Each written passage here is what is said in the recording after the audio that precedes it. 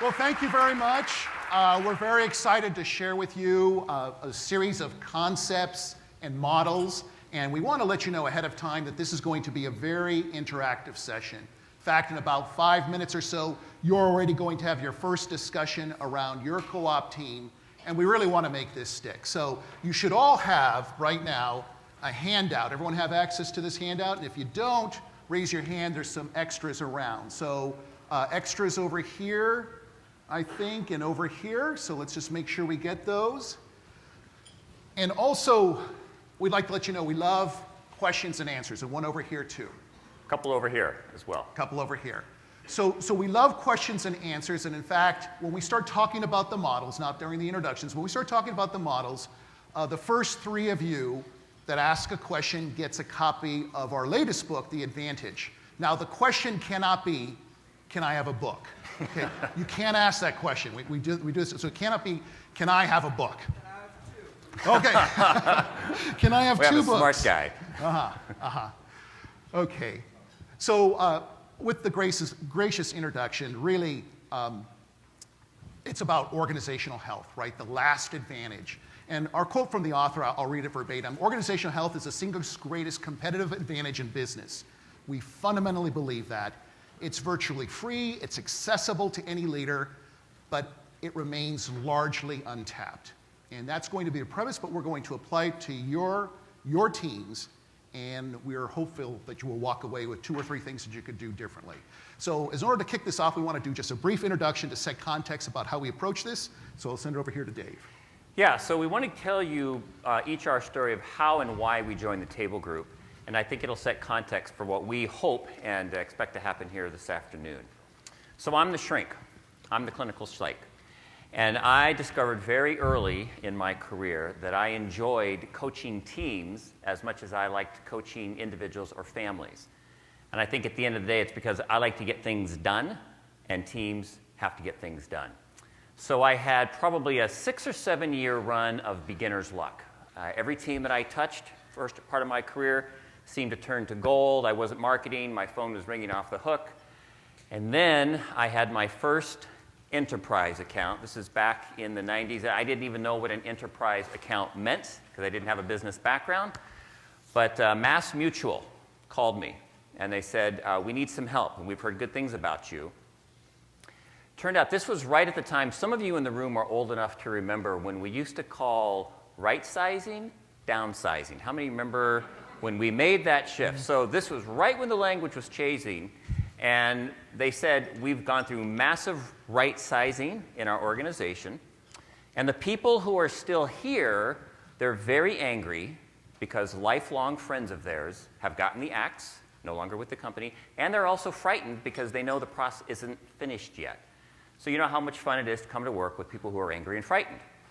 So they bring me in to do a little of my magic, and my first clue that my beginner's luck was about to run dry was when I arrived on the campus, the receptionist comes out of the building to meet me in the parking lot. And my spidey sense is already starting to tingle a little, like what? And she said, hey, I just want to give you a heads up. She's trying to be real upbeat about this. The leader of the team has decided he's not going to join you for any of the team development that you'll be doing with this team. And I said, that has never happened, and that can't be good. And she got this really big plastic smile on her face. She said, well, good luck with that. She ran off in the building, and I never saw her again. So I go in, and I do the session, not so eventful, but what happened at the end of the day changed the way that I thought about the work that I did. Because it just so happened that at 5 o'clock sharp, I walked out of the building, and the leader of the team, who had not been a part of the session, we are walking out together to the parking lot, almost shoulder to shoulder, because there's kind of a hallway that we're going down. And I know who he is because I've seen his picture on his bio. I have no clue if he knows who I am, but we're not talking. So it's awkward. We get out to the parking lot. I'm here, and he's here, but he's parked over there, and I'm parked over there. So we literally are forced to turn and acknowledge each other. So I get my first real look at this guy. He's probably 6'4". He's got very distinguished silver gray hair, kind of like you, Steve, and could have been a movie star. And he is getting into the nicest S-Class Mercedes that I've ever seen. I'm 32 at the time. I'm still not shaving. I look like I'm 14, and I'm getting into a very cheap Toyota. So we don't have anything close to a level playing field, so I decide to defer. So he looks me up and down, and he says almost these exact words. Look, not hi, how are you? Look, I'm going to tell you why I've decided not to join you for any of the work that you'll be doing with my team. And I'm thinking, oh, this is going to be good. He says, over the course of my career, I've met dozens of guys like you. The company goes through a hiccup. HR panics. They bring in a consultant. He does this with his fingers. And you come in and you do these sessions. And some people cry, and some people don't say anything, and some people shout, and some people feel a little better, and some people feel a little worse. And at the end of the day, it doesn't matter, because I've never met one of you that has ever helped my teams perform better as a team after you're gone. He got in his car, he drove off, and kind of like the receptionist, I never saw him again. And I'm standing there in the parking lot. You know, I'm 32. I'm feeling 14 now at the time. No one's ever spoken to me quite like that before, and I'm rattled, and all these expletives that I won't share with you right now are going through my mind about why his team is suffering and what a jerk he is. And at some point, I get over all of that, and I realize this guy has probably just given me the best gift in my professional development that anyone has ever given. I mean, you know, the delivery could have used a little polish for sure, but the content of what he challenged me with totally brought me up short, because I was just assuming, as a psychologist, that if you get people in a room and have them talk honestly about what's working and what's not working, you get them to be more trusting and do all the behavioral stuff, I was assuming that the business results would take care of themselves. And he disabused me of that illusion in a 30-second monologue. And I thought, I have to completely rethink what it is that I'm doing if I'm going to have any integrity in my career. So fast forward about 5 years, and I run across this book, The 5 Dysfunctions of a Team by Pat Lynch. How many of you have read The 5 Dysfunctions? Okay, so Wonderful. Lots of familiarity. So there it is, a pyramid. We're going to go through it together in a few minutes. Right at the top of the pyramid, results. It's all about the results. And in the book, which is a fable, it's a business fable, he tells the story about how the consultant comes in and sets both business goals and behavioral goals, and then follows up with that team over time until the team has the right behavior and they have the right performance on the business side. And the whole model is a way to integrate those two things, and that's the model that we're going to be sharing with you. But as Al mentioned, we want you to imagine this as being just a large classroom. We're going to shift away from the keynote style and the more questions. We actually are really looking forward to somebody challenging us, disagreeing with us, because all of this needs to be tied to your business. This is not an HR bolt-on to make you feel better. This is a business strategy on how to collaborate so that you perform better. And if it's not making sense, we really want you to push back on us until it does make sense for your business. Yeah, a lot of people that do this work are in the world of human resources or organizational development. That is not my background. Actually, 6 years ago, I was a client of the Table Group. At that time, I was running the business infrastructure portfolio for Kaiser Permanente. So you're familiar with Kaiser, and we had a large portfolio of projects, and unlike a lot of teams here, we were a team in crisis, and we actually had no choice. We actually had to go through that because we were working on a project called Credit Card Security, PCI. How many of you are familiar with that one? This was all jet black before I started the project, actually. People saw me in the hallway 2 years later and wondered what disease I had. It was the project. We were burning 1.4 million a week and going nowhere. And it had been going on for months. So I brought the Table Group in. And what we had to do is take a look at a couple things on the way we were behaving as a team. Because we had the smarts. I mean, I had a team of closers. I looked all around and got my best network engineering guy, my best application person, and so on. And we had the budgets. We had everything. But there were a couple things we realized. The first thing was we weren't being very honest with each other in meetings. We weren't talking about the very difficult issues each one of our tracks were encountering. And independently, we were spinning. I know that now. I also know that we weren't having the proper level of debate. We weren't. We had artificial harmony going on in the meetings. We'll talk a little bit about that later. I know that now. And I also know that we weren't talking as one voice, and in this case to our client, who happened to be the CFO of this massive organization. So we went through this. It wasn't anything on the smart side of our operation here. It was about our behaviors, right? And we start changing. And what happens is we start getting through this project. Ironically, we get through credit card security, we end up becoming a talent magnet for the organization. So with that, I was approached by the author, we talked a little bit about it, studied under him, and so the last 5 years, that's what I've been doing. And to David's point, we want you to challenge us because we're passionate about it. What fits for your team? That's the question, right? So we believe 4 fundamental things right off the bat. We deal with senior teams once a week, all year long, and we see this with every single team. The first thing is this: being a team is a choice. You choose to be a team. It's a strategic choice. You can be a working group. We see that all the time. You can be a collection of stars. Often we see that in some of the best technology companies. It's a collection of stars. But being a team is something very different. It's a choice. It takes hard work, but there's return on investment. That's number 1. Number 2, you'll hear things today, just like when I first heard them, that sound like it takes a long time, right? Vulnerability-based trust, peer-to-peer accountability. When you hear them, you think that it takes a long time, months, a year. This process can be accelerated. We see it accelerated on team after team, week after week. You can accelerate the process. A lot of times, number 3, there are 2 teams in the room, like the team that you're on or the team that you lead, or your functional team versus another functional team. And our challenge to you is, how do you behave with the number 1 team? And who is your number 1 team? We want to ask you that. And the last thing is this, is that a lot of the concepts, you'll look at it, it's not rocket science. If you've ever heard our author speak, look him up on YouTube. The very first thing he says is he has a confession. And his confession is simply this: it's simple in concept, but hard to put in practice. It's simple in concept, but hard to put in practice. And I would argue that everyone in this room understands these concepts pretty much, otherwise you wouldn't be sitting at the level that you are. You wouldn't. And to prove that point, Dave is going to kick us off on our very first activity. Right? Okay.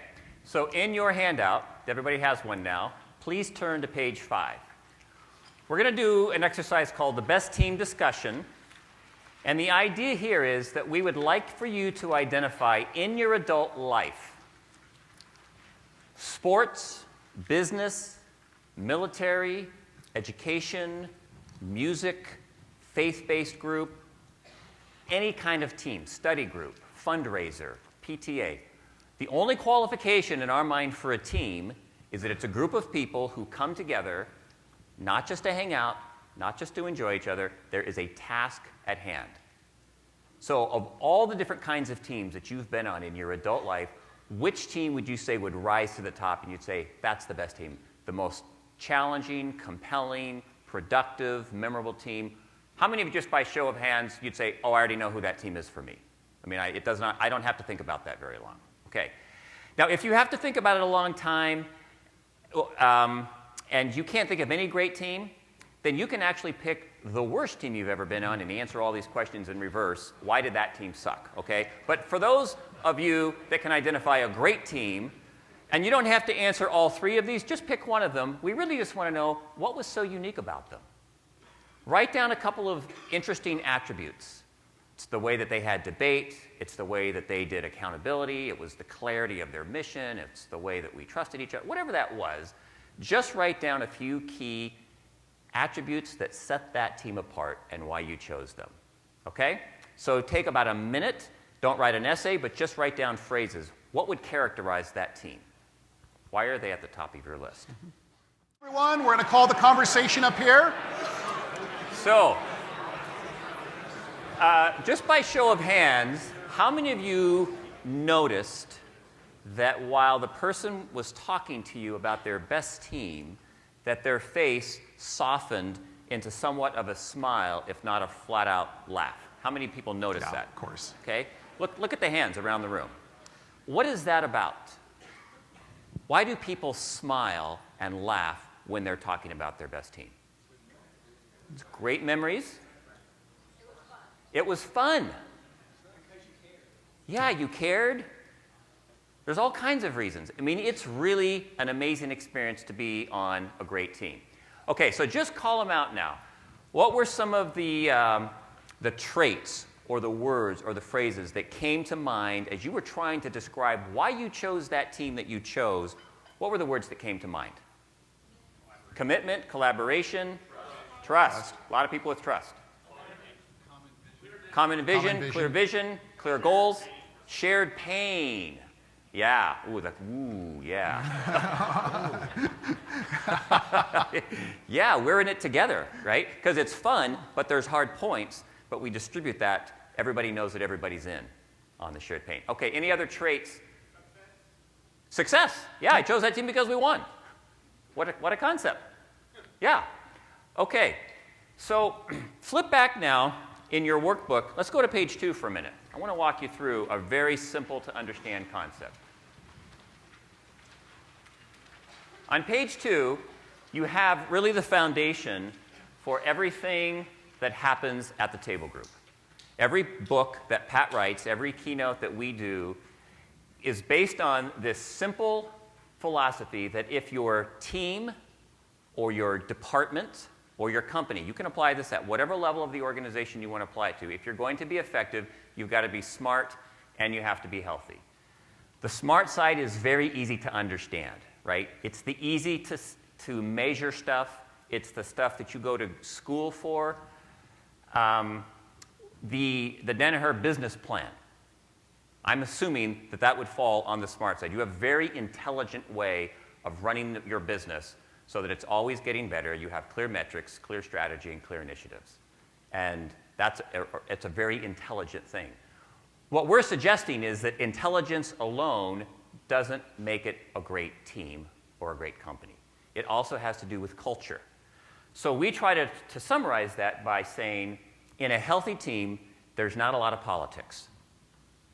And politics at the table group, I always used to think of politics, I don't know about you, but again, I didn't have a lot of business background. So when I thought of company politics, I think about some big bald guys in pinstripe suit in a cigar smoke-filled room somewhere in Chicago making decisions that nobody else knew about, right? And that's a very convenient definition because it meant I was never that guy. So I get to the table group and Pat says, oh, no. Let me tell you what politics is, David. Politics is when you change what you say about what you think depending on who's in the room. Oh. Like, by that definition, how many of us are guilty of politics? Come on. Yeah, and those of you that don't have your hands up, you're being political right now. So that's even worse. Okay? We all, to a degree, change what we say depending on who's in the room. And what is the downside of that? What does it do? It undermines trusts, right? Mm-hmm. Now, politics is really dangerous when people start trying to get better at it. What we're suggesting is we know that there's going to be a certain amount of politics. Let's at least get better at calling it out and saying that's not the way that we roll. So minimal politics, minimal confusion, clear goal, clear mission, clear metrics, clear operating system, clear behavioral guidelines.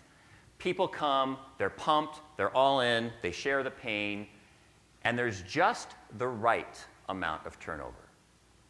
To be on a really healthy team, you should have a little bit of turnover because you only want people who really fit the team and who are bringing their A game, 9 out of 10 days. We all have bad days from now and then. But the bar is you have to have a certain something to belong on this team.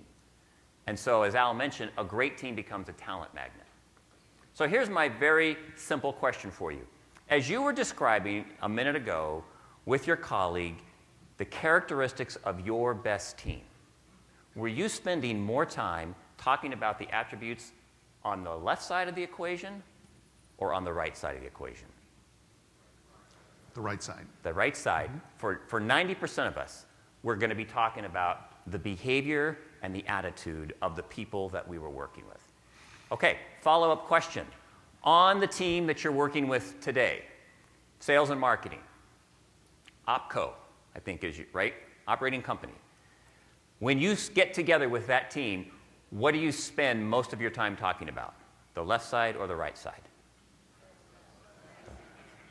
Most people are spending most of the time on the left side. And that's just so interesting because when we were on great teams, we spent a lot of time developing the culture, but so often on the teams that we're on today, we're just drifting, trying to solve everything on the smart side when a lot of the solutions happen to be on the healthy side. So when I first joined the table group, again, I'm a shrink, right? So I'm looking at this and I'm thinking, well, that makes a lot of sense to me as a psychologist, but kind of hard, grizzled business people, are they going to really buy that? That's going to be a hard sell. Until I realized all I got to do is ask people about their best team and just get them describing the best team. And at that point, we don't have to sell this idea. We just remind people. That's where greatness is. And most of us in the room have already experienced what that's like. That's why we were smiling and laughing when we were talking about it. So let's go back to page 5. Those last 2 questions on page 5 are really about the team that you're on now. And since you're on multiple teams, we really want to focus discussion today on the sales and marketing, the OpCo team, the people that you're sitting with in your company. If the team that you're sitting with today were to really embrace and cultivate the behaviors on the healthy side, what difference could it make to your performance as a team? And give us specifics. Drop into specificity. How would you be viewed? How would you be matched up against others, right? What would people look like on the team, and how might they behave, right? So write down specifics. If your current team became a great team, what difference would it make to your business? What could you achieve? Very good. So if we can get your attention, right, we're going to do our first book giveaway for the first 2 people that would be willing to demonstrate a little vulnerability with the rest of the room. If at least 2 people would stand up and say, hey, this is what I think the difference could make for our team. Oh, there you go, one right up there. I think for agriculture, life sciences, that for us to become a great team, particularly in sales and marketing, would be for us to, at all times, be able to speak honestly, openly, and put all the issues on the table and not take it personally. Awesome. Well said. Yeah, very good. Thank you. Okay, one more. Right here. You've been begging for a book since we got this thing started. Yeah, So let's just get this over with, all right? So, from my perspective, Nice and loud so they can all hear. we're trying to drive marketing excellence in EMEA, and the key for us is organization alignment between sales and marketing. There's some overlap. If we clarify the roles and responsibilities of everybody, because we have 28 countries, many disparate groups, I think that would go a long way in removing obstacles from a critical path. So that would be great. Absolute clarity on who does what. Great, well said. Wonderful. All right, thank you. Thank you. You deserve that. Okay, anybody else? Just right here. We had an interesting takeaway that we realized, this is video, Jeff, by the way, that really the connection of the teams were at the level 1, and the lower levels did not connect. So there was a connection at the level 1 team, but not lower. Yes. And we were saying that just even meeting the level 2 teams, putting them together more frequently would help build some of the healthy behavior. Yeah, because at that point, you're not just functioning as a great team, you're functioning as a great leadership team, getting people underneath you to be more in line with you and with each other as well. And that's what leadership is all about. Great. Okay, well said. Thank you. Very good. All right. Okay, all right. So we're going to share with you some examples of some of our clients, and we want to pull out a couple of dynamics that are going on that will lead into a discussion that Dave is going to give you in regards to your teams. Right? So here we go.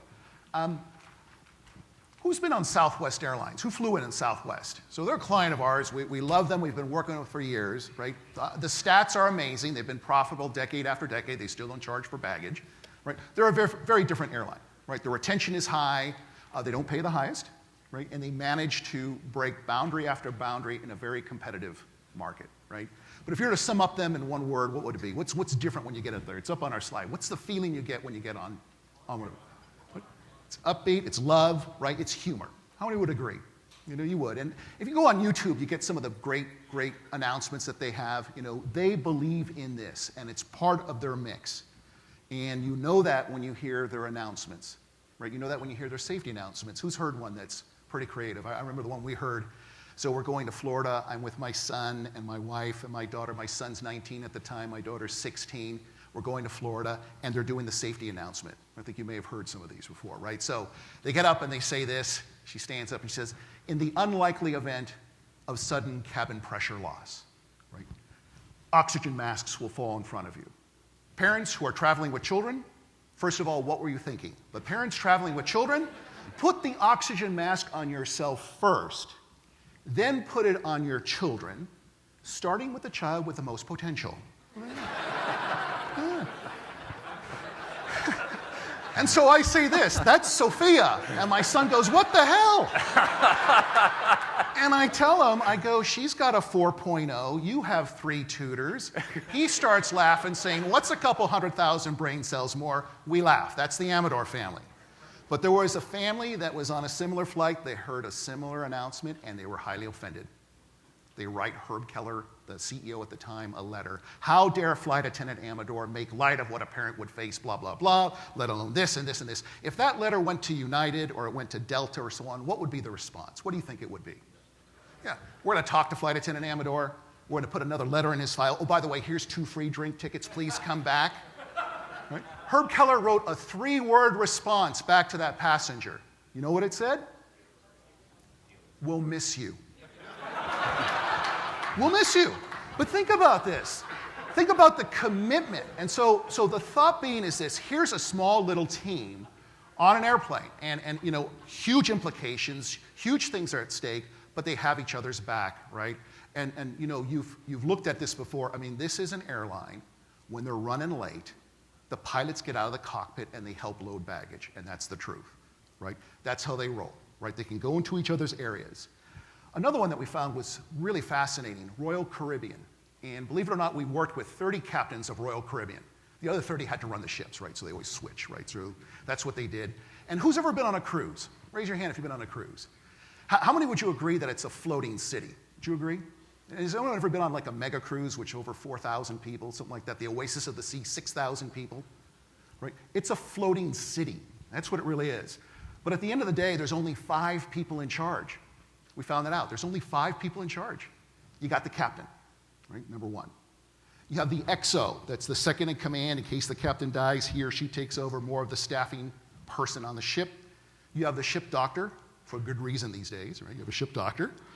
You have a chief engineer, responsible for the technology, for the propulsion unit, all those things that drive the ship. And then you also have what's called a cruise director or hotel director. That's another person on the team. It's not like that show Love Boat. You don't have Gopher, you don't have the bartender, you don't have those guys, right? This is the team. But it's interesting. On this team, there are 2 people with very different objectives. The captain and the hotel director or cruise director. Very different. What's the number 1 responsibility of a captain, given the news of late? Number 1, safety. Schedule is number 2.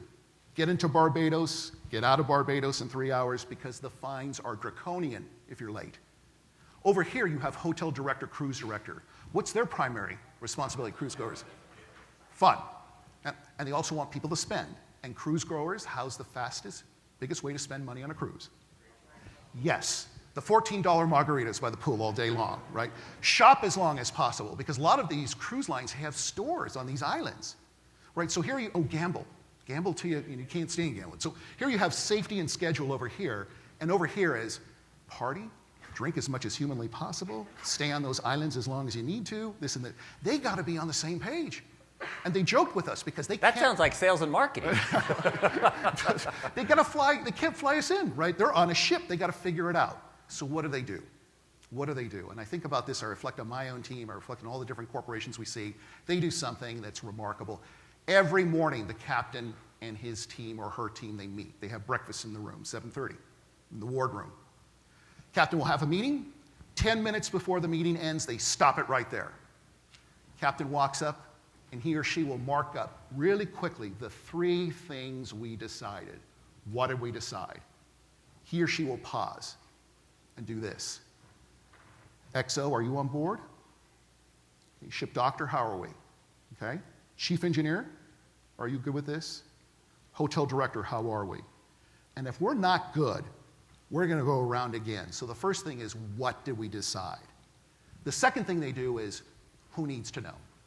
What did we decide and who needs to know? I'm embarrassed to tell you that in all of my meetings around PCI, credit card security, I didn't ask those two questions. I would have passionate debate, we'd all get into it, but just pausing for that moment, what did we all agree to? Right? What did we all agree to and who needs to know?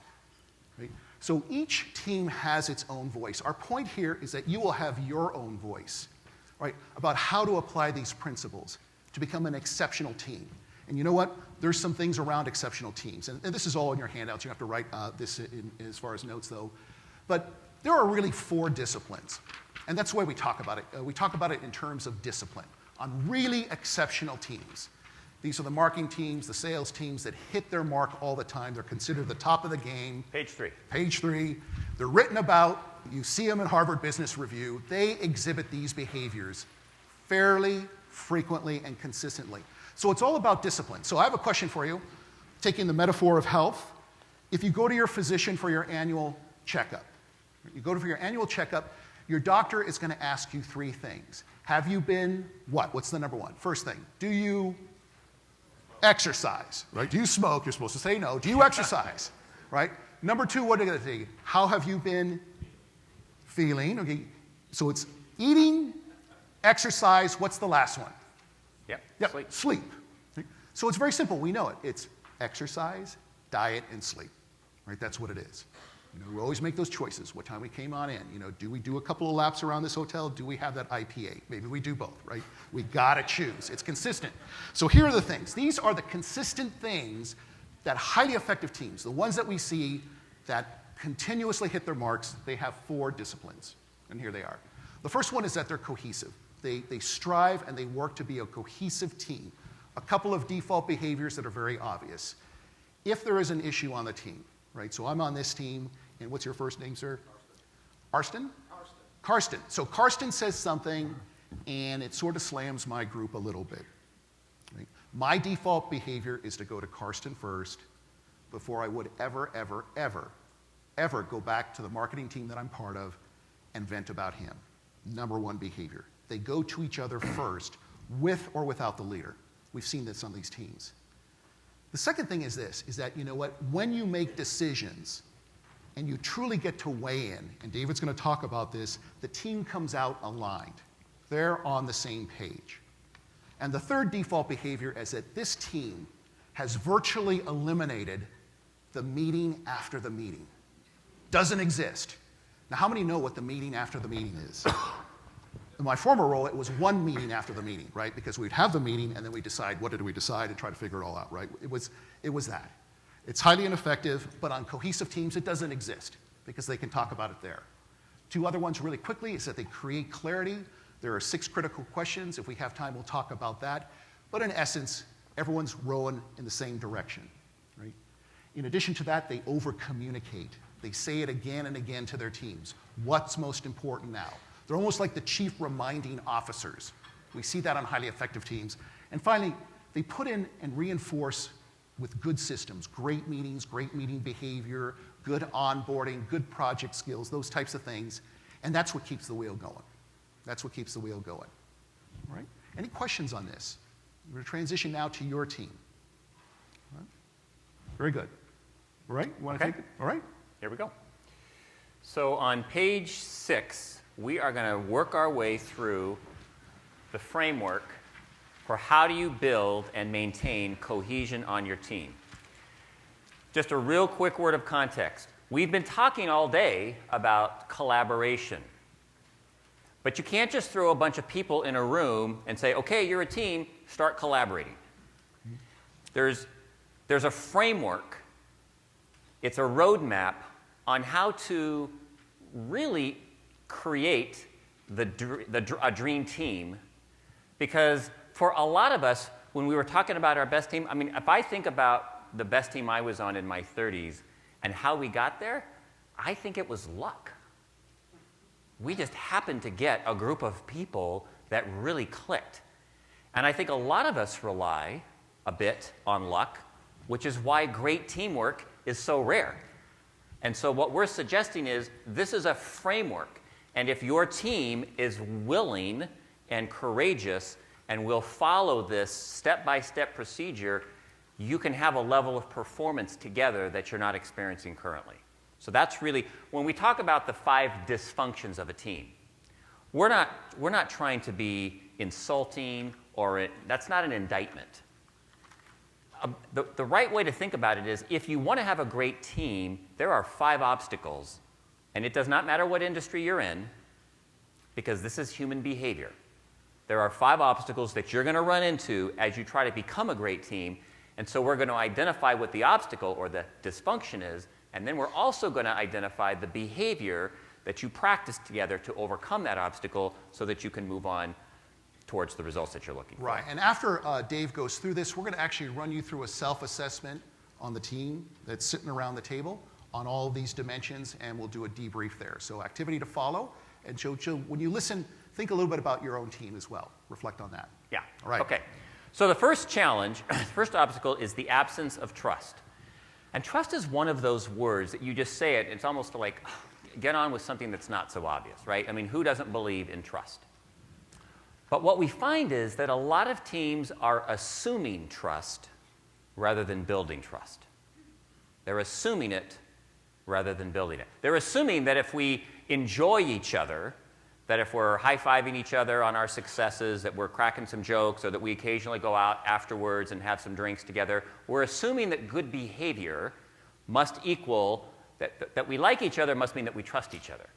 But you'll never know how much trust that you actually have on your team until conflict breaks out. Conflict is always the best barometer to test how much trust equity you have in your trust equity account. Okay? So, and there's basically, I'm gonna have you tee up the Dilbert commercial here in just a second, the Dilbert strip, okay? So there's basically 2 ways that most people will try to build trust. And the first one is called predictive trust. Predictive trust is basically, if I hang out with you long enough and I observe you, I'll begin to see certain patterns in your behavior.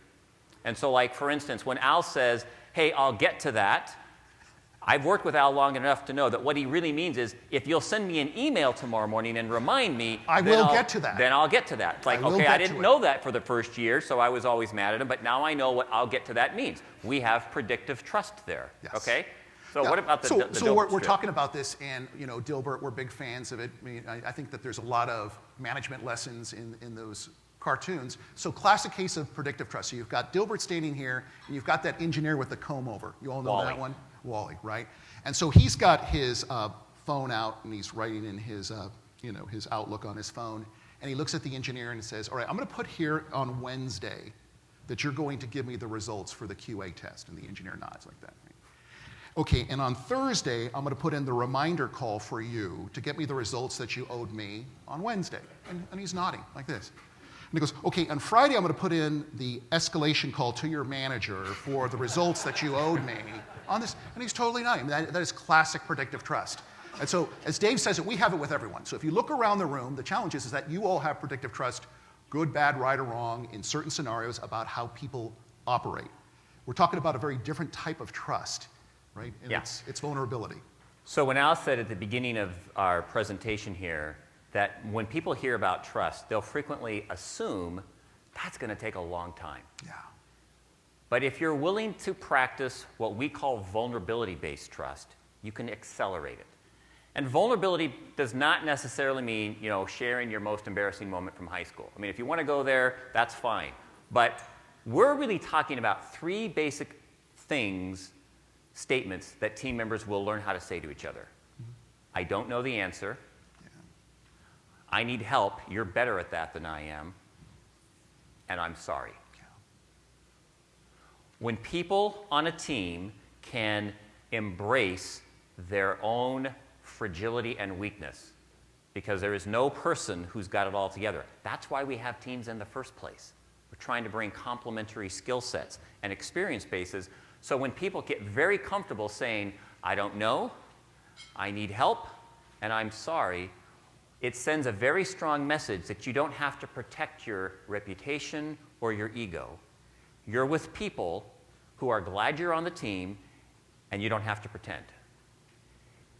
Now, the job of the leader is to go first. Why? Why does the leader need to go first? To set the example. That's right. If you're on a team with a leader who's just not comfortable with vulnerability of any kind, then you really shouldn't go there because you'll get hung out to dry. But when you're the leader who establishes the example to say, we are together for a reason, and we need to learn how to ask for help, and I need to start, then the trust can accelerate rapidly. And if you actually want to share the North Face example, I think it's a great story. So we see this stuff play out all the time, and so we work with the North Face. You all familiar with the brand, right? And we work with the C-suite. A year and a half ago, they sponsored something called the X Games. Does everyone know what that is? They're high-performance games, and they got the half pipe and all of this. And you enter in a community college student in Boise, Idaho, and she's watching the X Games that are being sponsored by the North Face. And she's following this athlete. We'll call her Sarah. Right? Her name's Sarah, something close. She has red hair, and she's always winning. She's cute, and she just does it all the time. She takes a video clip of that event, right? And then writes this: I just love the North Face jacket that Sarah is wearing when she's winning the gold again in this half pipe. In addition to that, this student in Boise, Idaho, goes onto the online store of the North Face, finds the URL for that particular jacket, and throws the whole thing up to Facebook. What happened in 4 hours?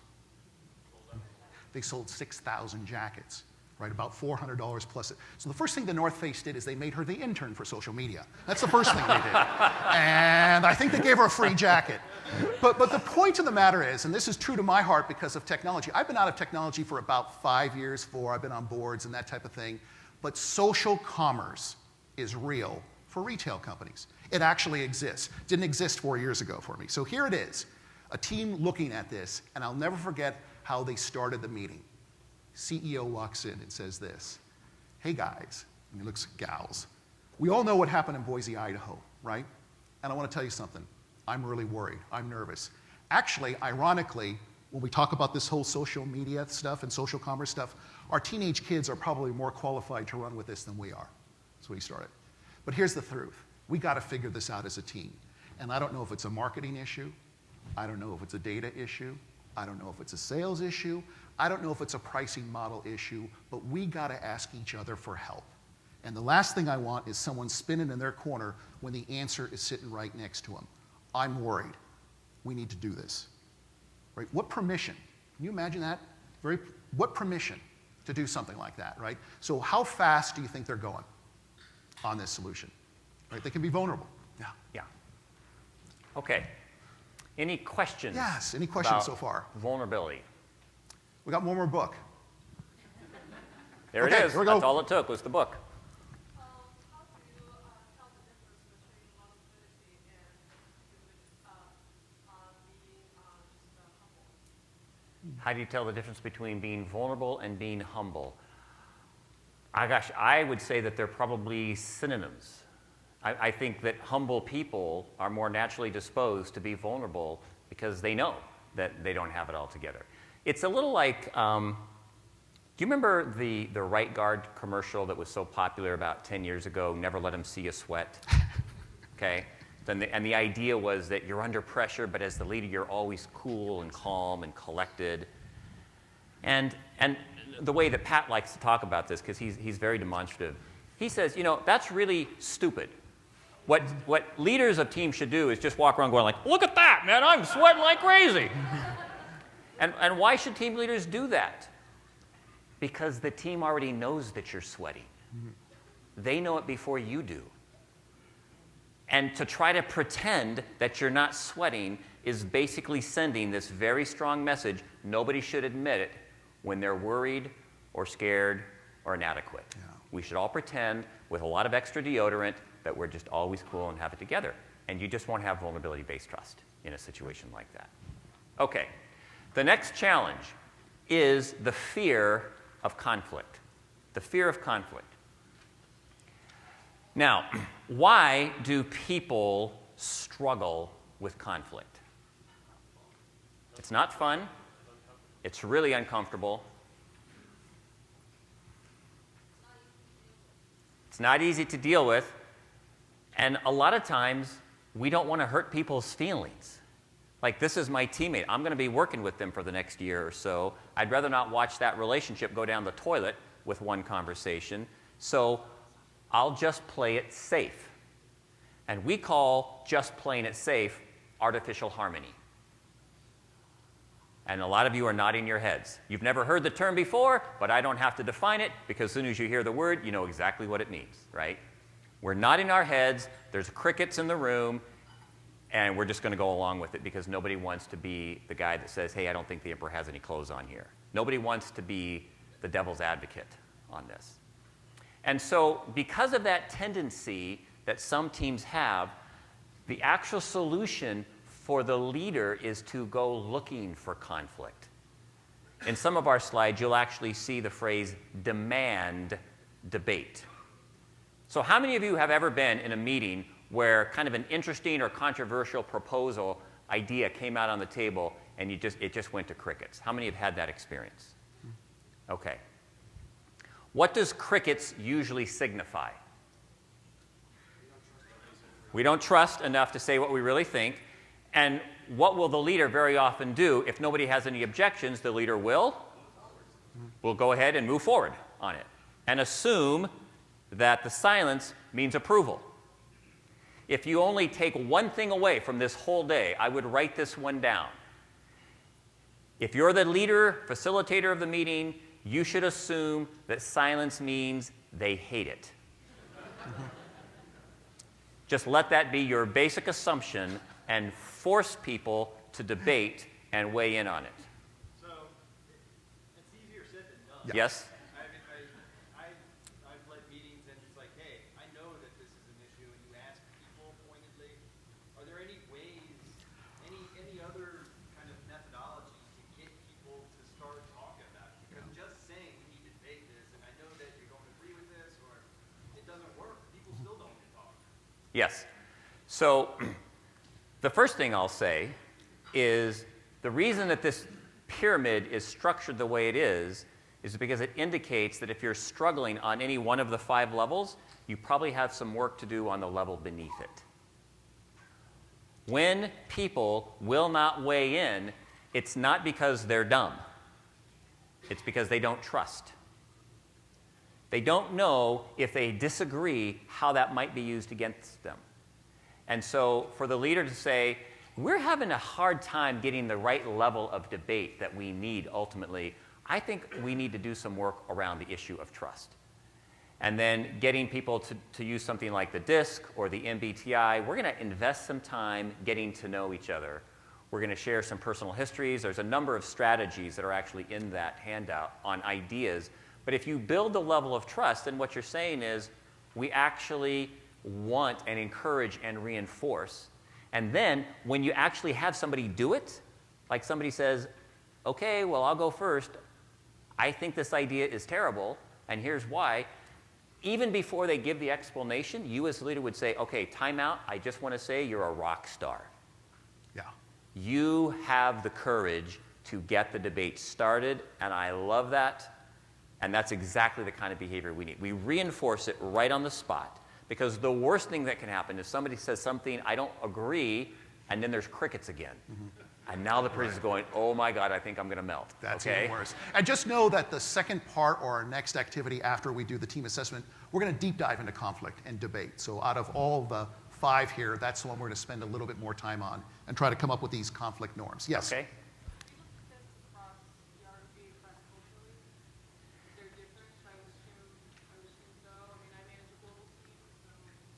When we talk, after you do your team assessment report, we're going to talk about conflict specifically and having conflict norms and how do you deal with cross-cultural differences on conflict. So yes, you're anticipating right where we're going. Very important. But the idea for right now, just generally speaking, is we want to create an environment where everybody knows they need to weigh in. And however you do that, as a leader being vulnerable yourself, investing the time in some trust building, however you do that, the idea is we've got to have a team where everybody's in the game with their opinion. Okay. The third is the lack of commitment. And the basic idea here is that there is a huge difference between getting people to acquiesce versus getting people to commit. What is acquiesce? Okay, whatever. I guess we'll do it your way, right? I go along because you're the boss, you get the final say, and if you tell us, then we have to do it. I'll acquiesce to you, which is very different than, okay, let's go. We got to make this work. So the basic idea here is that if you want people to buy in to an idea, you have to let them weigh in. If you want people to buy in, you got to let them or even force them to weigh in. Because most people will support an idea that they did not initially like if the team took the time to listen to their objections respectfully and then have a good debate. People will say, you know what, that's not what I would have come up with, but you heard me out, we've had a good debate, I got to suck it up now as a good team member, and let's roll, let's make this work. And if you have a person who basically says, if we don't do it my way, I won't support it, then you need to send that person to me, because you probably have a psychopath or a sociopath or a narcissist on your hands, and there's no amount of teamwork that's going to help that person, okay? You just got to manage them off the team. So the idea here is very much like the captains of the Royal Caribbean. You have your debate, you reinforce people sharing, but then you have to say, but what now are we going to do? So we have to force clarity and closure at the end of every debate. Here's the decision. And if it's so obvious that we don't have time to make a decision, then that's the clarity. Wow, there's a lot more differing ideas and objections to this than I anticipated. So I think we got to park this one, and we're going to come back to this next week and then make a decision, because there's more debates that's needed on this. You do not wait. In our model, you never wait for consensus. By the time you get to consensus, means, okay, everybody's really happy with it now, the opportunity has probably already passed you by. Because consensus often takes a long time. So that's where the leader, see, when you're having the debate, it's pretty much a flat line. No titles do not matter during the debate. Everybody's ideas count, but when it's time to pull the trigger, the leader says, we're not going to come to a consensus on this one, so here's what we're going to do and why, and spells that out. And the team just says, okay, let's roll with that. Because more debate isn't going to convince anybody else to change their mind, so we got to move on this. All right, the next challenge is accountability, the fear, the avoidance of accountability. So we have this assessment. Did I bring the example up? There we go. Yeah. You're going to do a little paper and pencil assessment in just a minute, but we have this assessment online that you can take, way more sophisticated than the one we're going to do. And latest count is there are 3,000 teams per month around the world that go online and take this. And it really gives you a basic printout of your strengths and weaknesses along the 5 dysfunctions. You get a color printout. The reason I'm showing this to you is to make a point. When you get your color-coded scores, strengths and weaknesses on the 5 behaviors, 99% of the teams around the world score the lowest on peer-to-peer accountability, which means there's no accountability or they're waiting for the leader to do the accountability. Why?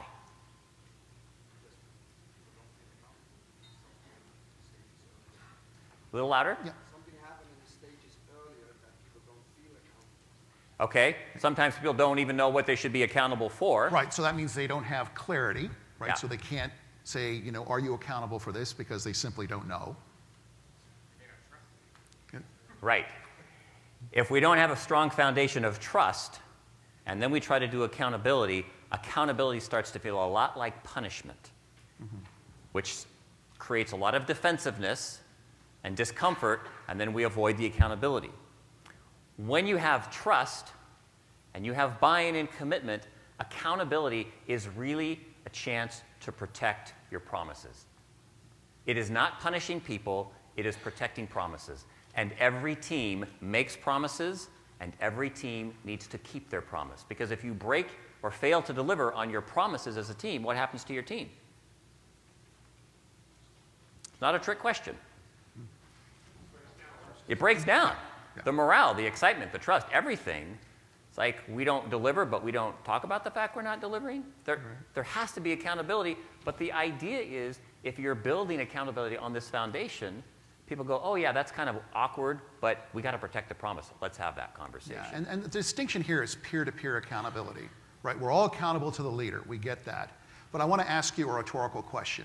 So saying that 99.9% score red here, it's difficult, it's uncomfortable, it's hard to do. Here's the question. If there's something in your area that's not going well, a little bomb, a missed opportunity, something that you're unaware of in something that you're responsible for, here's your choice. Would you rather hear about it from a peer in a timely and professional manner, or would you rather hear about it indirectly or by your boss or your boss's boss or through the corporate grapevine? Where would you like to hear from it first? Everyone chooses the former, right? And it's about having each other's back. And so what happens is when we see teams that get really good at this, like at micro-coaching, saying things like, hey, Carson, next time we talk to finance, let's rehearse a little bit. Let's get on the same page because we can go a little bit better. Or you know what, I noticed something. The PM that's doing this implementation on CMR is a little light, and I think some things are cascading. Those teams that can do that with each other, they can do anything. Okay, put your money on them. The ones that can score green, they can do anything, and it's very exciting. And it can be practiced. Yeah. Because they course correct Yes. quickly. Okay, we're almost there. Yep. So they confront the difficult issues, and that finally leads to the results. But when we talk about results, in a team context, we're very clear to be talking about the collective outcome. It's not just what each individual is contributing. It's about what is the collective goal that this team is trying to achieve together that we all have to be a part of. Okay? So you want to walk me through the paper pencil? Yes, absolutely. So what we're going to do is we're going to have you reflect on the teams that are around the table. So please all turn to page 8. All right, that's where it starts. And I want to orientate you to this and tell you a little bit about how we'll do this exercise. Page 8. So what you're going to do is you're going to answer 15 questions about this team. And your response will be one of 3. Usually, sometimes, or rarely is this behavior happening. So the first statement, team members are passionate and unguarded in their discussion of the issues. Either that's usually 3, usually happening, sometimes, or rarely. We'd like you to do all of those questions, go on to the next page, answer those, and then there's a little legend. We'd like you to take those scores. A lot of times people tear off that first sheet and you add it all up, and it's going to come up with a conclusion. And the conclusion will show you which of these dimensions are you the strongest at. The team is doing fairly well, I would say, across the board, and which one or two might need some focus. That's where we want to get you to. Once we get you to that point, certainly we want you to ask some questions of yourselves. And those questions are on the following pages. So we do have facilitators roaming around the room. If you have any questions about nuances, please raise your hand. Dave and I will come on and talk to you about this. We are going to dedicate a good solid 15 minutes to this exercise with the debrief. This is a chance to get into this. All right? Any questions about what we're asking? Yes? The context here is the sales and marketing team? Yes. Yes. No, it's the sales and marketing team. We understand that you're not perfectly distributed around the table, right? Some of your colleagues are sitting at a different table, but you know who those colleagues are within your OpCo, sales and marketing. So what's going to happen is after you fill it out, we're going to have you, and it's going to be awkward, you're going to have to work with us, form a circle just with those people and have that conversation. Okay? All right, any other questions? Let's begin. We'll be roaming around. Please raise your hand if you have any questions. Okay, so we'll start timing now. All right, we're going to move the discussion up here. And so I want to share with you a little bit about how we'll debrief. And we had some great questions as we were roaming around. One thing I would like to share with you is that Kristen, she's going to send out soft copies of these. So there are other teams that you were thinking of, or you said, I want to do with an intact team and so on. So we encourage you to try that exercise with those 6 questions. Of course, time has kind of pulled us in here a little bit because we do want to do a little bit of a deep dive in conflict. That's the only one that we're going to do. So what we'd like to do is we're going to go around and just hear a couple of observations. And that's what we'd like to hear as far as what did you identify as an opportunity? What did you identify as a strength? What might the team try differently? Any one of those ideas that you would bring back. Well, and the real payoff for sharing is that Al and I are going to try to give a little coaching on the spot so that you'll actually have some takeaways that you can run with, back in the home office.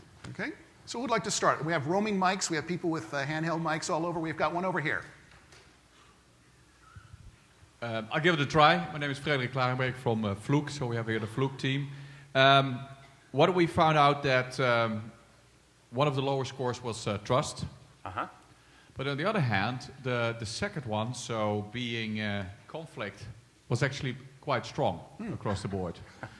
That's okay. scary. That's really scary. Is it scary? Well, it can be. It can be. I'm teasing. But. If we then went to what made that number high or low, we actually saw that it's a very result-oriented team. So Yes.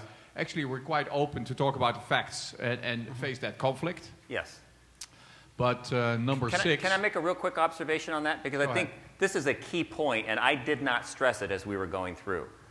So the liability of having a team that's really into debate but doesn't have a strong foundation of trust, the liability is that debate will go political, or it'll start to feel like a power struggle. It will start to feel like, well, we're arguing because we want to be right. When you have a solid foundation of vulnerability-based trust, then everybody understands the debate is not trying to figure out who's right or who's wrong. The debate is trying to get to the best possible answer to the problem we're trying to solve. So that's the liability of going straight for conflict without trust. Does that make sense? Okay. Yes. Very good. Thank Okay. you. All right. All right. Great. Thank you. We have one up here. No, I'm just saying, we have the same issue, and I was wondering if that's common amongst Dan. He doesn't want to see. Get that thing away from me. Right. So maybe by a show of hands, how many of you had a higher score on conflict over trust? Okay. Yeah. So that's a bit of a cultural thing then. Okay. And so the only thing we can do is do the Dr. Phil thing, right? How's that working for you? I mean, if it's really working, that's great, but at least pay attention to the possible undermining that goes on with heavy debate without trust. Good. We had a comment over here. Who else had raised their hand? Just an observation. Say one in the back right one there. Back here. If you could share with the group, we thank you for doing so. Thank you. Mike is saying it's dangerous, but he's going to do it anyway. We found out that we have high trust and low conflict and low commitment. And then we suddenly started to talk about it and realized maybe we don't have that higher trust, and we were making that one up. And we started to talk about it in a lot of discussions, which was that maybe that within the smaller groups that there is trust. So within the global group there is trust, within the regions there is trust, but between these groups the trust is missing. And that's what we have to work on. And see, that's a very common thing, that when you have a collection of people, there will be pockets of trust. And that's great to get certain little initiatives done, but when the team is trying to debate strategically with each other, that won't get it done.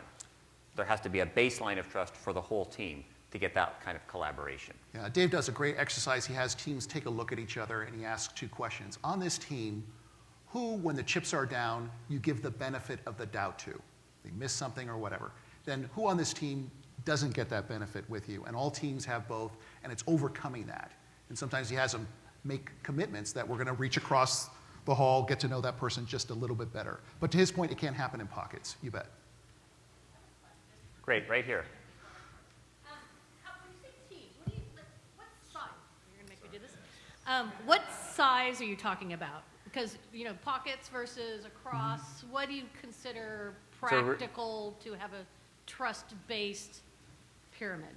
Yeah, so what we like to say is that 7 is really the ideal number. 5 to 9 is kind of the ideal pocket. Because when you start getting 12, 13, 14 people, it begins to break down so that when the team comes together, most people just, let me tell you what I think. But when you have 5, 6, 7 people, you spend as much time saying, well, tell me more about why you think the way you think. What is your assumption on that? Or what is your experience on that? And high-performing teams spend as much time asking each other questions as they spend arguing about what they think. So Pat calls this inquiry versus advocacy. And the larger your group, the more time you spend with advocacy. Let me tell you about my department, my opinion, my people, versus why don't you tell me more about your assumptions? So it's just harder to manage with larger groups. Plus decision making. The more opinions you get in the room, the harder it is to make a decision. Yeah. It doesn't mean that you can't have collaboration with larger groups, but we would just call that a collaborative group. We would not call it a decision making team. Okay. Great question. Good, yes. Okay, great. Yes. I just want to say an observation and what not to do, I guess. We first started with the results.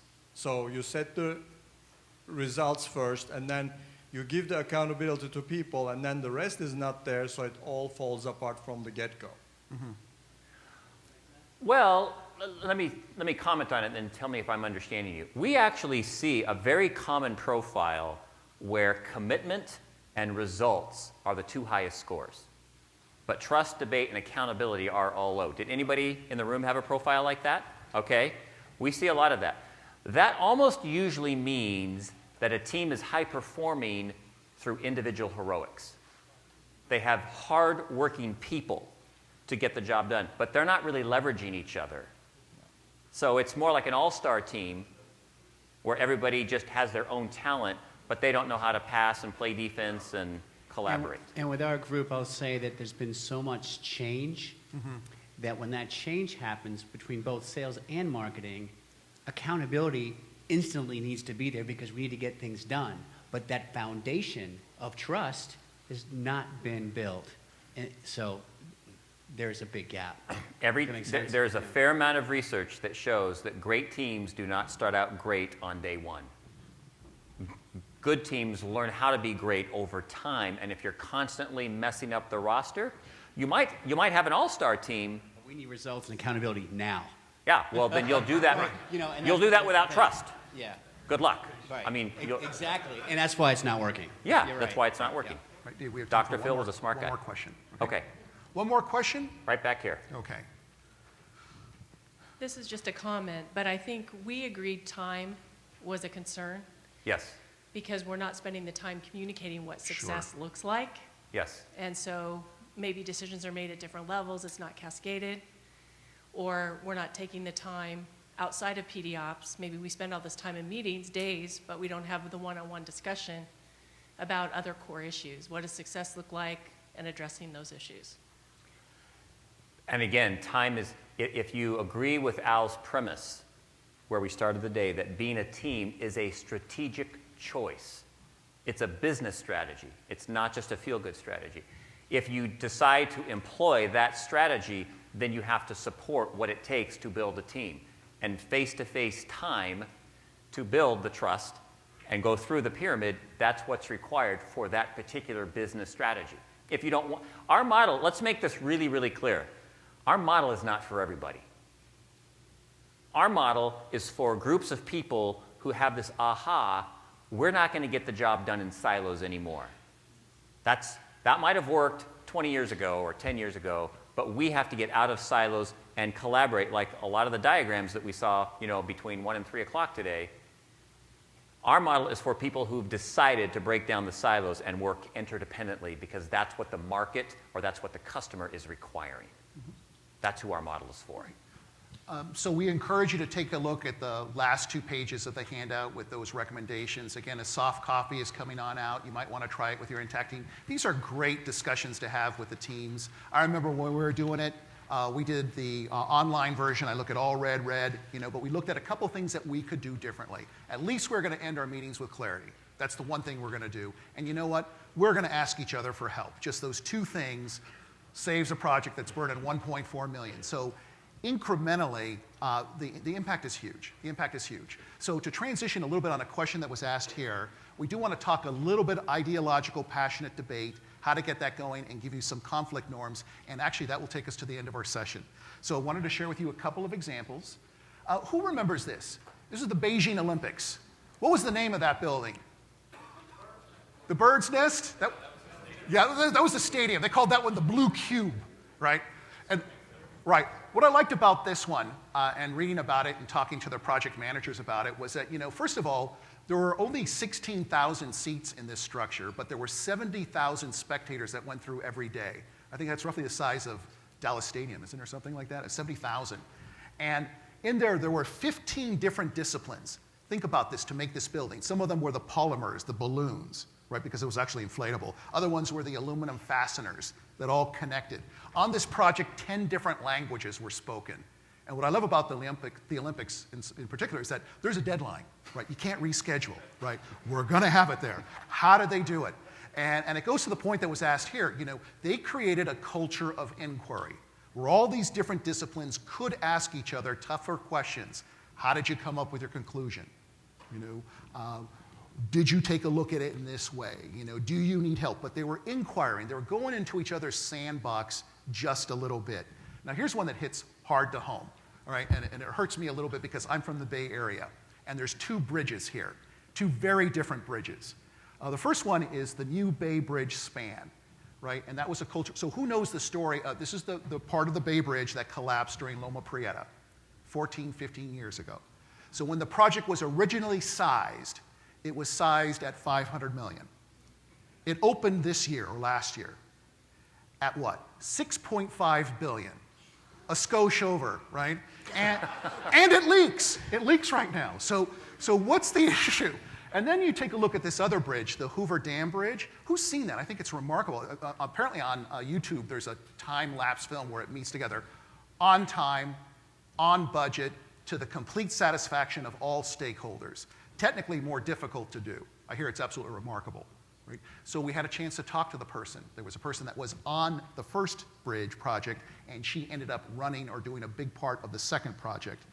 The number one thing she said, the biggest technical contribution to that team was, I fostered a culture of inquiry on the bridge over Hoover Dam.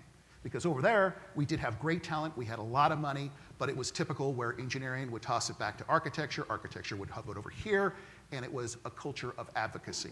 Right? So this is the case, right? This is the business case for this. And so we're going to do a little bit of a deep dive now into conflict and conflict norms. So the whole objective is to put a couple of things in play that will push this level of inquiry a little bit more on your teams. Right, Dave? So got us for conflict and the examples? Okay. So in your main handout, if you will go with me to page 12, we're going to look at the conflict continuum. This is basically a continuum that describes where teams are going to migrate when conflict breaks out. So at the left side, we have artificial harmony. We've already talked about that. Everybody knows what that is. We're all going along to get along, even though nobody likes it. They're just passing through. Okay? On the far right, you have mean-spirited attacks. How many have ever been a part of a meeting where conflict broke out and it got a little ugly? Okay? So that's the right side. What we're suggesting is that teams avoid both extremes, and they're very intentional. They don't let this be luck. It's not an accident. They're very intentional about how to avoid the extremes and keep the debate around the issue. The challenge of that, so you see the dotted line right down the middle, that represents the place where conflict starts to get personal. So I'll practice a little vulnerability with you. In my marriage, the first year that I was married, the first time that my wife and I had a fight, she started to raise her voice like this, about this level of volume in the conversation. And I said something like, ho, ho, ho, you're yelling. That's a little personal. And she said, personal? It's not personal until I'm throwing things at you. That's when it's personal. We're just getting warmed up. And I realized at that point that we had very different thresholds for what constituted personal. We had a question earlier about cross-cultural situations, right? Because we all know that different cultures will tolerate different levels of intensity. It seems to me, generally speaking, the closer you are to the equation or the equator, the more it heats up, and the more you get to the poles, the more it cools down. I mean, that's not just geothermal, that's actual culture.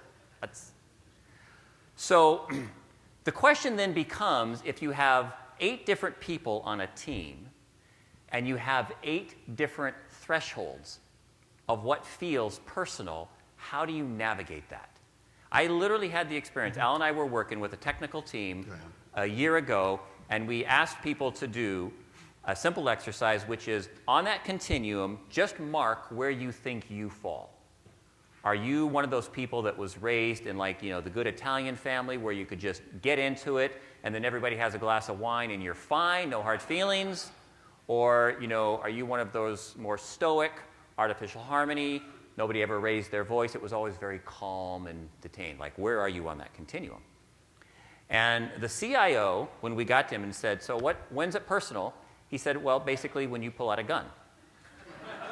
And that's what we did. We laughed. We laughed. But he wasn't laughing. And I said, Keith, you're not laughing. He goes, I'm serious. I grew up in a gang-infested neighborhood. I had fights with my good friends, let alone with other gang members. I've had people scream at me. I've had people in my company kind of throw a punch at me. I'm really not fazed by any of that. But if you were to pull out a gun, that's when I would get nervous. Okay? So he was like off the chart in terms of his threshold. So what we try to do to say, if you're going to be proactive, then you need what we call conflict norms or conflict guidelines. So I'm going to give you a couple of examples of them. One example would be, well, we already shared one, silence equals disagreement. Now, which end of the continuum do you think that's trying to avoid? Artificial harmony, exactly. Sometimes we'll have a conflict guideline called stay focused on the issue, not on the person. Go hard on the issues, but stay soft on the people. Which extreme is that trying to avoid? Mean-spirited attacks, exactly. And different teams need to be more concerned about one side or the other. Most science teams are more inclined to artificial harmony. I mean, I literally had a biopharmaceutical scientist said, can we just agree that no one will ever raise their voice? And they started laughing. I mean, but he was serious. Like, he was like me when I was 22. He was 58. He had no excuse. He was still like that. So, no meetings after the meeting. If your team looked at each other in the eye and just had that one conflict norm, because the reason that people have meetings after the meeting is because they're just sharing their disagreement with the decision, but they're doing it after the decision was made, where it's useless and destructive, instead of sharing their opinion before the decision was made, where it could have actually been productive. So that one conflict norm, if you could actually get buy-in to say, we will no longer tolerate meetings after the meeting. Yeah. If you have something to say, you put it on the table before the decision is made, and if somebody starts a meeting after the meeting, you just say, hey, that ship sailed. There's no point. Now, if you need to clarify something about the decision, that's fine, but just to rag on the decision itself, oh, I can't believe we're doing that. It's like, no, hey, we agreed, no meetings after the meeting. Okay. Some other examples? Yeah. So here are some examples, and we're going to launch you to an activity because we just have a few more minutes with you. These are our clients, Ford Focus. We know the story of Ford. They did not get the bailout dollars years ago, and their CEO said this, my greatest technical contribution was teaching my executive team how to argue. That's what he said, right? And that was his approach. When he heard them arguing finally, right, because they had said everything was fine, they're losing billions. When he heard them fight, he knew that that's when they were going to succeed. Apple, unique story, right? 3 different things come together at Apple, right? You have software, you have hardware, you have user experience, and they all exist under one roof. You cannot attend a meeting at that company and not say anything. And if you attend a meeting twice and you don't weigh in, you're uninvited. You're uninvited, right? Because that's the whole purpose. It's a mandate. And finally, Intel, we love them because they say disagree and commit.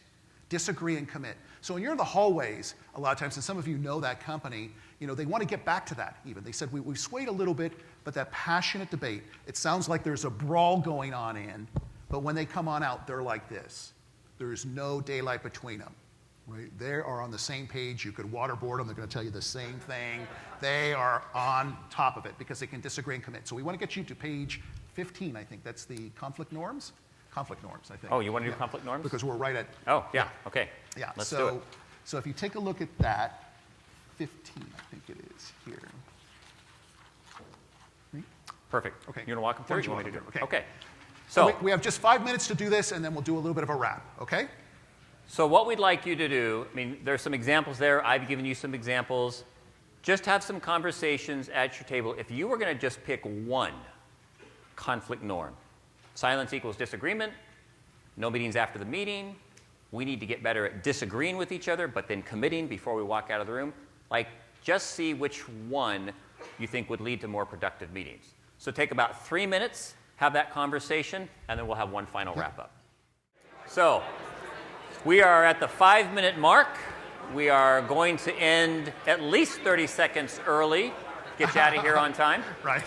So would a couple teams just be willing to do a shout-out? Did any team actually land on a good conflict norm that you all agreed to? Not one team came up with a...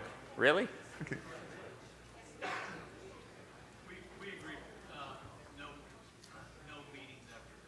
No more meetings after the meeting. All right. That's going to be a tough one. That's right. It's probably not going to go from 0% to 100% overnight, but the question is, will you ask yourselves periodically, how are we doing with the meeting after the meeting? Right, and I want to give a little perspective. In the technical world and in technical sales and marketing, you do sometimes have to revisit something, but it's more or less clarification. What we're saying is revisiting a commitment, a date, right, a decision. Because you sometimes have to have that meeting after meeting. I remember, okay, we're going to run this service on our network, and I had to find out, well, how big was that part of the network, right? That's a meeting after, but it's clarification. What we're talking about is revisiting a decision, a commitment that you all said, I'm in, right? Well, it breaks down trust, right? Yeah. So now you've got different groups, or someone says, I'm going to have a meeting after meeting, that's my chance to consider it, because I wouldn't speak up when I'm there, so I'll do it when I can. Well, it's a really great point. Maybe it's one of the strongest points we could end on. If you really, again, want to understand, I wonder how much trust we have, because we sure seem to get along, but if you want a good barometer, how many meetings do you have after the meeting to complain about the decisions that you made? Because that will tell you you obviously didn't have the trust that you thought you had to put the honest opinions out on the table in the first place. So it's a good litmus test. Any other conflict norms? Yes.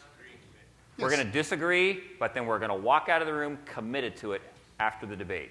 That'll be huge. You'll start to feel more productive with that, I think. We had one over here. Yeah? Yeah, well, no, it's kind of the same thing, is that we're building trust, so we probably go toward artificial harmony, so decisions are made whenever there is a disagreement. So we really need to weigh in, everybody needs to weigh in, and then commit to it, and get the buy-in and walk out. Right. Yep. Yes, get closure on it. Yeah. We're not going to wait for a unanimous decision or consensus. We have the debate, but then the leader pulls the trigger. Right. Here's the way we go, and we disagree about it, and then we commit and go. Okay. Any others before our wrap? All right. Any closing comments you would have? Well, We're gonna have one how many after this. people feel a little more confused or nervous about teamwork now than you did 2 hours ago? Raise your hand if you feel more confused or nervous about teamwork. Really? Only 10 of you? Is that true? How many of you feel a little more confused or nervous about teamwork now than you did 2 hours ago? Okay. So for those of you, we were a success. Because the process, it's very easy to understand it, but it is challenging down here. One of Pat's favorite comments is, lean in to the interpersonal danger. Lean in to the interpersonal danger. It's very much what improv groups do when they go on stage and they don't know exactly what's going to happen, and somebody comes up with a scenario, And the number one rule of improv is you can't say no. Whatever person introduces into the live skit, you just go with it, and it's really scary. And I think that's a pretty good metaphor for teamwork sometimes. And so the very last page on page 16 was a discussion we just want you to reflect on what are the 2 or 3 things you'll do differently when you go back to the larger group, all right? Or when your group goes back to work on Thursday or Friday, whatever the case may be. So there's power in writing it down, and we really would like to do that. So in closing, we appreciate your level of engagement. There was no problem getting you all talking, and that was really, really great. And so we wish you all the best on this. Dave and I will stay up here. If you want to talk about any of your teams one-on-one, we'll be up here for a bit longer as you go on your break. Thank you very much.